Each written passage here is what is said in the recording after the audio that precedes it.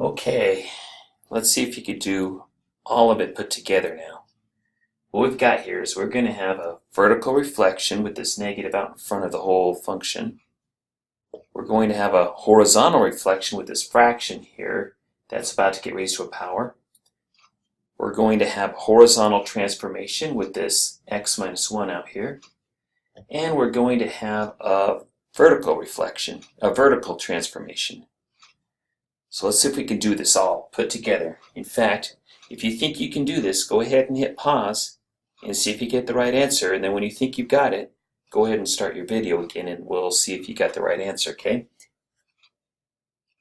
Alright, so what I'm going to do to solve this thing, or to graph this thing first, is let's take care of this 1/2 business. So I'm going to rewrite this so it's f of x equals a negative of 2 raised to the negative of x minus 1 minus 3. Okay, and that's what I'm going to work with, is this equation, or this function right here. So to start, let's just kind of work with g of x, the base function here. Let's just go with 2 to the x. Well, I know that when I have that, I have when x is 1, 0, y is 1, when x is 1, y is 2.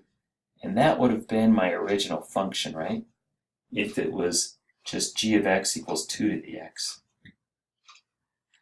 Now I'm going to label a couple points here. 0, 1, and 1, 2. And I'm going to use that now to figure out my flips, my horizontal and vertical flips, my reflections. So I'll call this my h of x. I'm going to gradually transform this as I go. So this will be the negative 2 to the negative x, okay? We'll deal with the horizontal and vertical reflections last, but let's go ahead and take care of these guys. What this means that I'm going to do is I'm going to take the negative of these coordinates. So instead of 0, 1, I'm going to plot the point negative 0, negative 1, or 0, negative 1, which is this guy right here. 0, negative 1. And instead of plotting the point 1, 2, I'm going to plot the point negative 1, negative 2, which is this guy right here. Negative 1, negative 2. So as we see, my graph is going to do this sort of thing. And that's if it was h of x equaling a negative 2 to the negative x.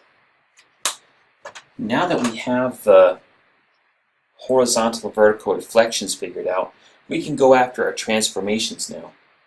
X minus 1 in the exponent, that means it's going to move horizontally, but which direction? If you guessed the right, then you are correct. We talked about this before. What about this guy? If you guess it's moving down 3, then you are correct. And we have a new asymptote. It's at negative 3. So my asymptote, I'm going to come down negative 3 down here. Okay. And then these points, I'm going to use as reference points. So this guy, I'm going to move to the right 1, and then down 3. 1, 2, 3 to there.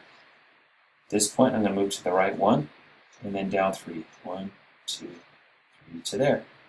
And that, my friends, is the graph of h of x, excuse me, f of x.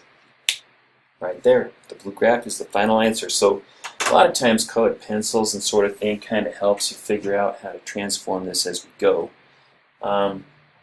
Moral of the story here, let's do the reflections first, and then after you do the reflections, then do your transformations. And that's all she wrote.